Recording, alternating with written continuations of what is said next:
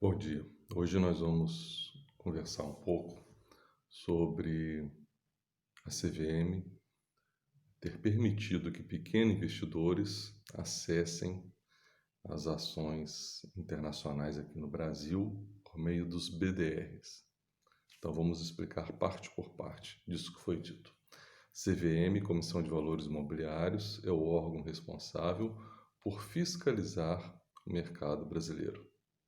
Ela é equivalente à SEC, Security Exchange Commission, nos Estados Unidos. Então vamos imaginar, se alguém tem uma informação privilegiada, eu estou na empresa, eu sei que há uma informação que ainda não foi divulgada para o mercado, e essa informação ela fará com que o preço das ações suba. Então eu tenho uma informação privilegiada.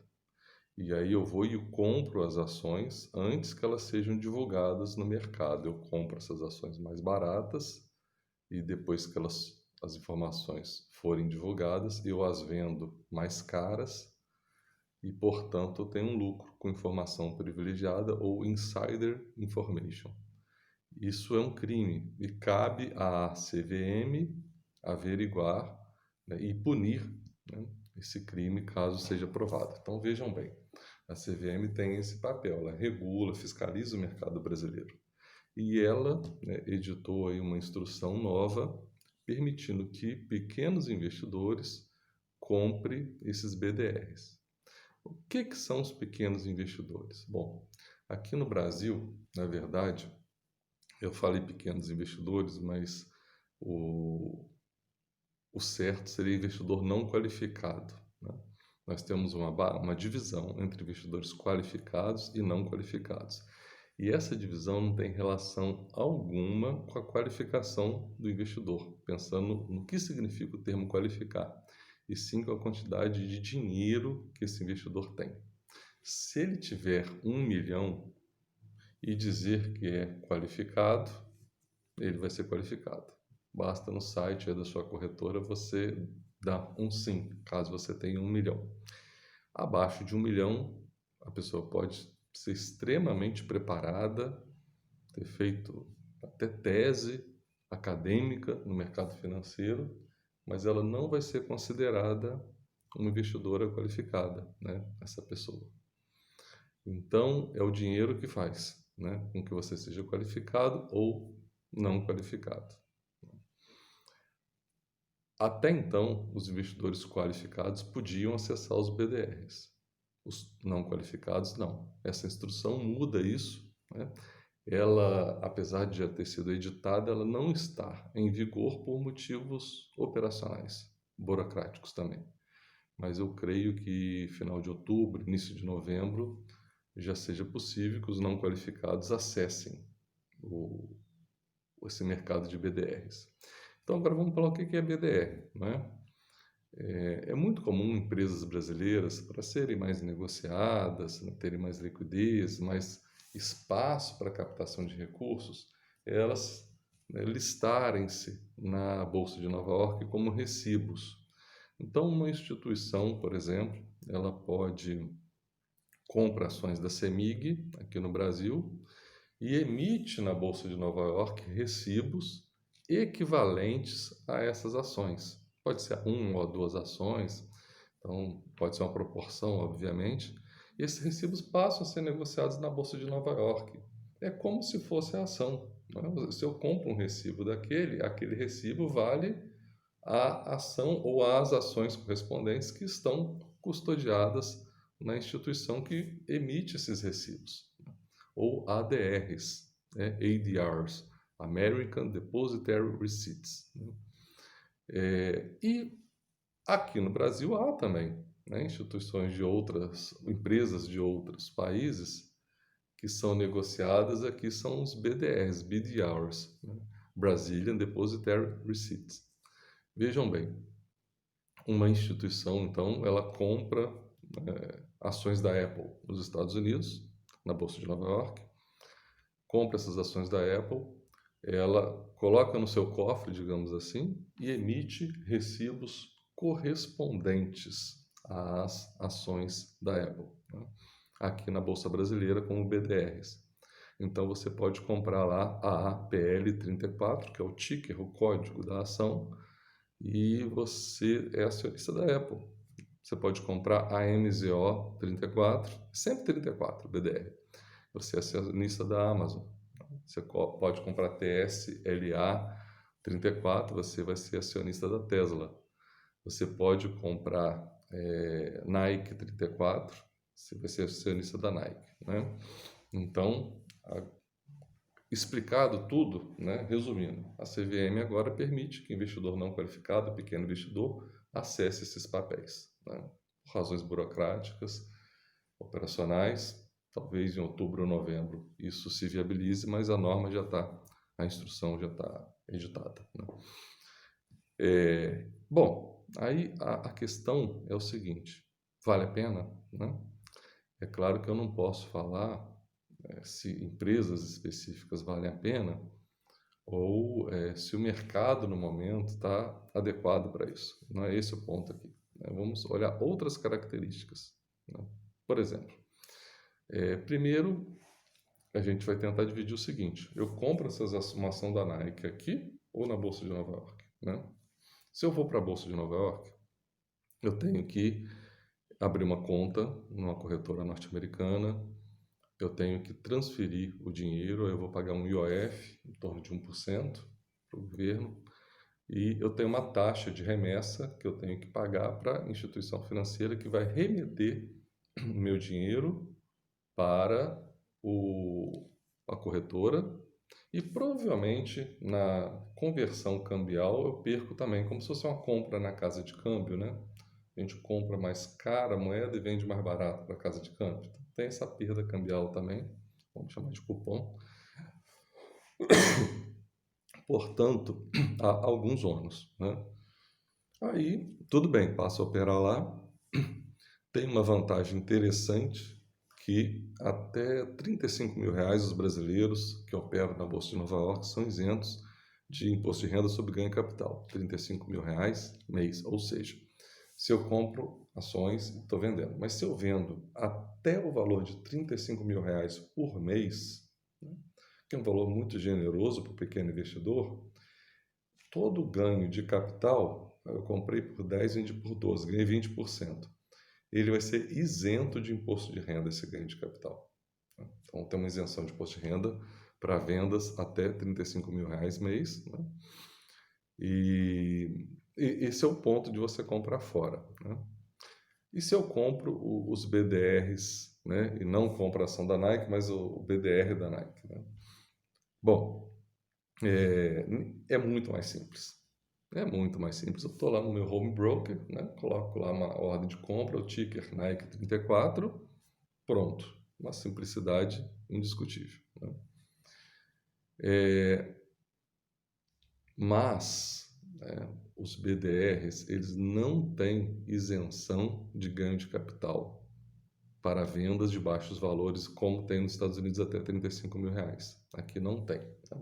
Nós temos uma regulamentação que vale para ações de vendas até R$ 20.000, não vale para recibos. Vocês podem até confirmar isso posteriormente, mas no meu entendimento, essa regulamentação da CVM de isenção de imposto de renda para a venda de ações até R$ 20.000 não inclui os BDRs, como também não inclui os fundos imobiliários, né? Então você já perdeu essa isenção. Mas tem um elemento aí que é interessante a gente pensar, né? Porque a gente nunca pode descartar um evento adverso em nossas vidas. E caso a gente venha a falecer, né? E vamos deixar isso para um descendente, ou para, se não tivermos descendente, para um irmão, um parente próximo e tudo mais. Nos Estados Unidos, o imposto sobre herança é 40%, essa transmissão de causa-mortes. É a partir de um limite, salvo engano, a partir de R$ 200.000 ou 300, desculpa, $200.000 ou $300.000, né? Que tem essa carga tributária mais pesada. Aqui no Brasil, eu não tenho como falar um número preciso, porque cada estado adota o ITCMD, Imposto sobre Transmissão de Causa-Morte e Doação. Cada estado adota alíquota diferente, alguns estados adotam mais de uma alíquota, né? Então, salvo engano, aqui em Minas, de onde eu falo, é 5%. No estado do Rio varia de 4 a 8, a depender do valor que você vai deixar de herança, né? Mas seja como for, eu creio que não haja aqui no Brasil nada acima de 8%. Nos Estados Unidos é 40%. Então, nesse caso de um evento adverso, de um falecimento, e você deixar isso para alguém como herança, né, estar aqui no Brasil é mais barato do que estar nos Estados Unidos, digamos assim, né? Bom, então, eu acredito, né, que negociar BDR é mais interessante, mais simples, principalmente que eu estou querendo, meu olhar está sendo lançado sobre o pequeno investidor não qualificado que poderá acessar esse instrumento agora, nessa opção. É mais simples, né? Tem esse menor ônus de herança, mas também não tem a isenção do imposto de renda na venda, temos que ponderar isso, mas eu acho que no geral vale a pena o mercado de BDR. E obviamente, apesar de termos centenas de BDRs negociados aqui, não temos tantas opções quanto nos Estados Unidos. Não, né? Nem todas as ações aqui estão com BDRs. Às vezes você tem um IPO lá, um lançamento de uma nova empresa, até ele se tornar uma BDR e vir para cá, demora um pouquinho. Aí eu até chamo a atenção de um ponto que eu omiti, que essa empresa que compra a ação da Apple e emite aqui o BDR AAPL 34, essa empresa ela está fazendo isso com algum objetivo de lucro, né? E como que ela ganha com isso, né? O ganho dela é o seguinte: um pequeno percentual, salvo engano, em torno de 5% do dividendo que a empresa paga, ela retém para ela. Então você vai receber, se eu tiver certo, com 5%, 95% dos dividendos, né? Tem esse ônusinho, um pequeno ônus, né, para você também operar aqui, que é receber o dividendo, entre aspas, né, tributado pela empresa, né? Tem uma taxazinha que vai ficar com a empresa, assim. Bom, então a simplicidade, ela tem que ser considerada, é interessante, né? Eu ficaria mais para pequeno investidor com a compra de BDRs por aqui, tá? Tem muitas opções. A liquidez não é ruim, tá? É claro que empresas menos conhecidas são menos negociadas, mas eles têm a, o, a, eles contratam, né, o formador de mercado, o market maker. Que é isso, né? O que essa empresa formador de mercado faz?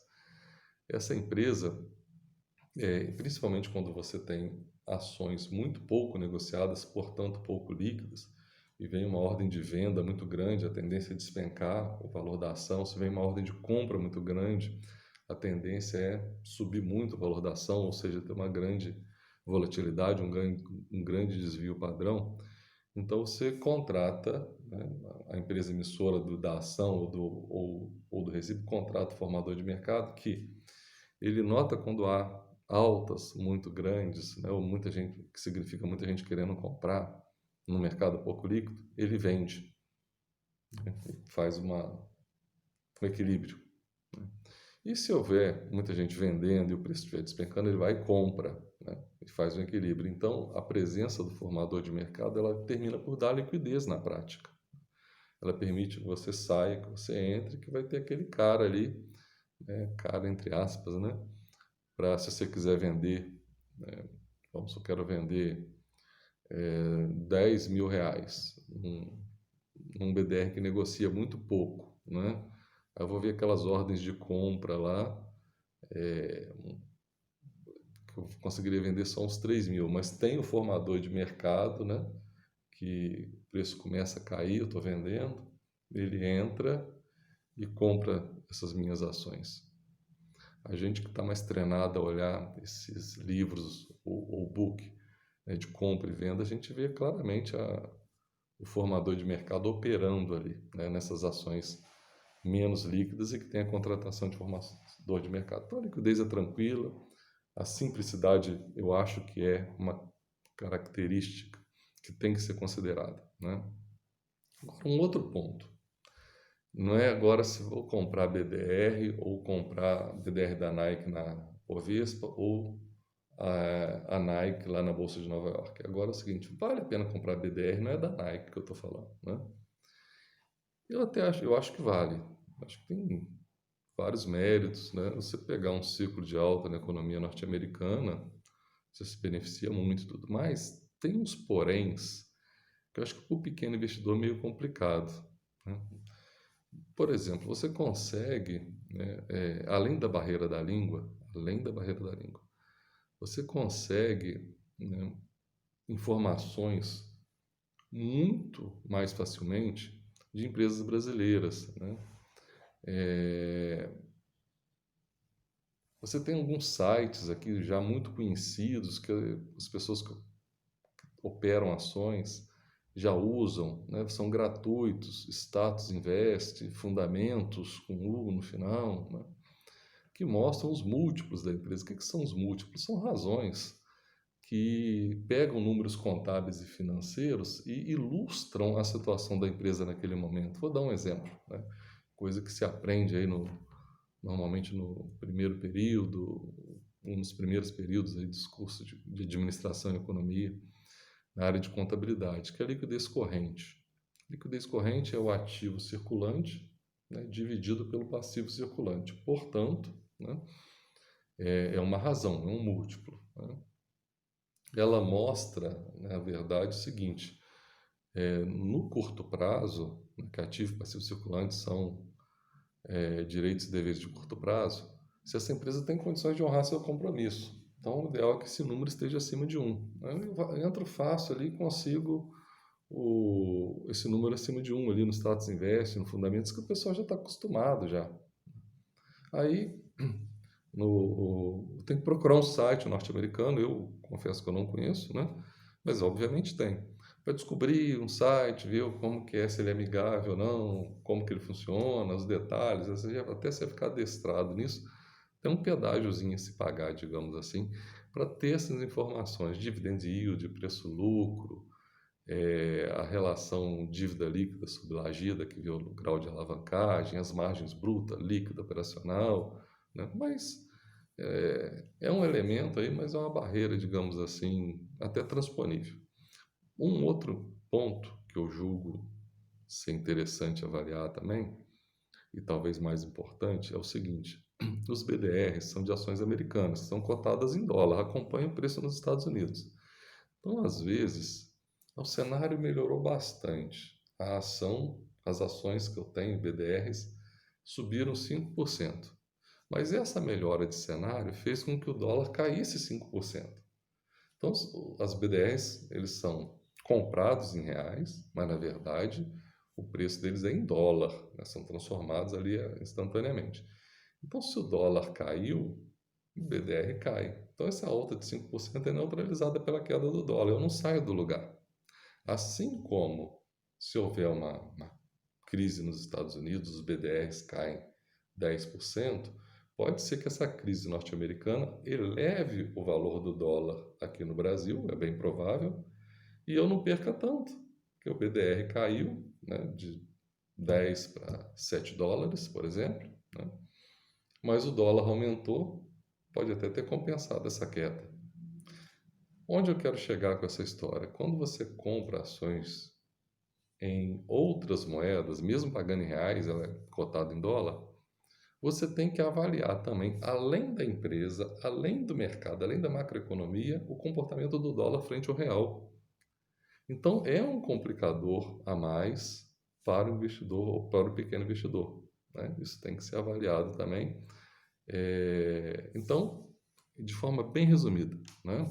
Eu acho que comprar BDR para o pequeno investidor é mais simples do que comprar ações nos Estados Unidos, mas tem os elementos que eu considerei que cabe ao investidor avaliar os prós e contras, né? E acho que optar por BDRs no lugar de comprar ações brasileiras, né? Não estou falando do momento, se vai ser bom nos Estados Unidos, bom no Brasil, mas ele envolve alguns complicadores, acesso às informações, né, de barreira de língua e principalmente você ter que computar a taxa de câmbio no seu cálculo.